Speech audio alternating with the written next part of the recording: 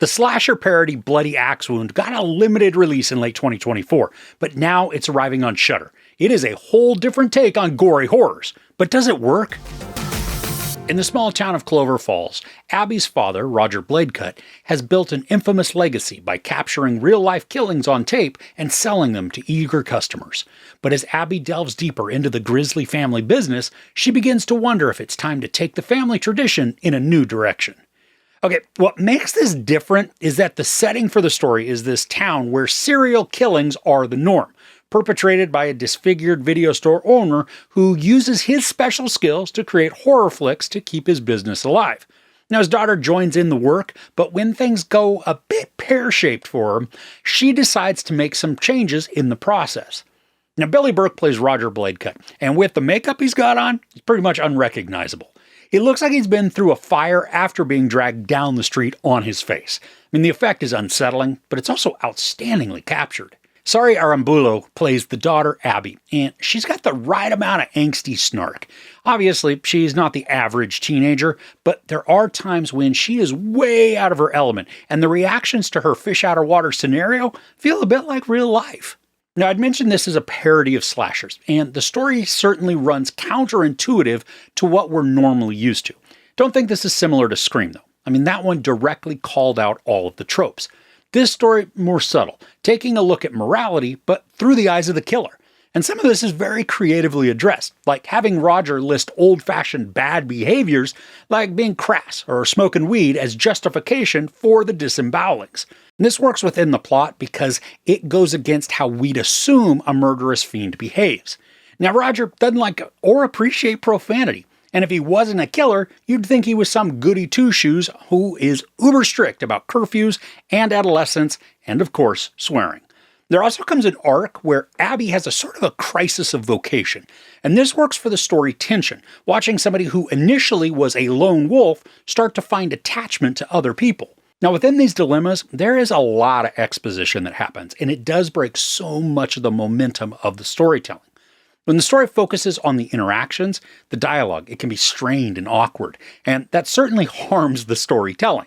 Characters are made to speak in a mix of unnatural and then extremely normal ways, many times having cringy lines and unfunny humor that breaks any sort of connection with the film. And I know the concept is already a cheeseball scenario, but if the dialogue would have been more clever, it would have fully embraced the schlocky concept and then made it work effectively. And the writing also creates uneven storytelling. But it's strange because the story comes across like it knows exactly what it's trying to be. The concepts are both unique and intriguing. It's just the execution that leaves a lot to be desired. I mean, I wasn't expecting this to be scary or even overly suspenseful, but there are multiple stretches that are just dull and lackluster, forgetting the elements that initially made this both exciting and humorous. Now, a bright spot within the story is the character of Glenn, who's played by Eddie Levy. Now, he's this wannabe actor friend of Abbie, and he is consistently dressing up in disguises and creating new personas, and they made me chuckle several times throughout the movie.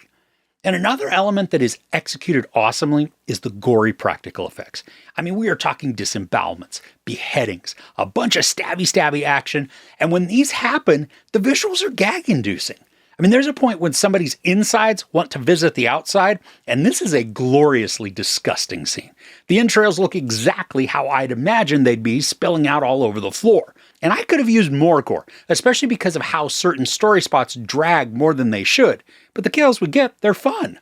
And despite the unevenness of the story, as I'd mentioned before, this is a short film at only 83 minutes. Sometimes it feels slightly longer thanks to extended sequences of exposition, but for the most part, this moves along efficiently. Sometimes too efficiently, because portions begin to feel rushed in order to get to the climax faster. And what started off to be seemingly sporadic killings is amped up with some sort of undefined urgency. Roger Bladecut becomes impatient with the pace of deaths, and then pressures Abbie, even though she's having some qualms about her new role within the family business. There is something unique within the storytelling that you just have to go with, and that's we know Roger is making a film of his killings, done by some omnipresent but invisible camera that captures the footage and becomes the Bladecut horror movies. It's just as if the filming process is done by magic, and the movie just appears at some unknown cue. And it's an easy way of explaining how the Bladecut movies are made without actually explaining how they're made. And this is one of those elements you just need to accept and not question, which is fairly simple to do because it's easily forgotten that Roger kills in order to create his movies. And the same goes for some character protection. Certain characters have abilities that prevent them from meeting an untimely demise.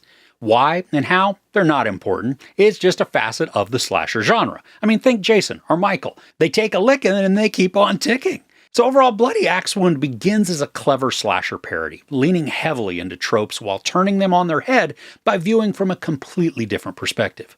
Unfortunately, though, the story loses its focus and becomes distracted with relationships that do add conflict, but also exposition, creating an uneven pace that tends to drag. Cringy dialogue can work in the film's favor if it adds humor, but the writing doesn't deliver in that aspect, instead creating awkward exchanges that'll make you roll your eyes, and not in a good way. The makeup and practical effects are certainly the highlight of the movie, bringing disgusting and nauseating imagery to our eyeballs and gag-inducing clarity. I know what the film was trying to achieve, and it does in part, but with fragmented arcs, the storytelling doesn't live up to its full potential. There's no sex, very brief nudity, some profanity, and then a bunch of gruesome violence. I give Bloody Axe Wound 3 out of 5 couches. It started off strong, and then it just kind of got lost along the way. Alright, do you have any favorite slashers? I mean, they could be comedic ones or just straight up freaky horrors. I'd love to hear your suggestions in the comments below. If you enjoyed this review, please give it a like. Also, don't forget to share and subscribe. I'm Chris. This is Movies and Munchies. Thanks for couching with me.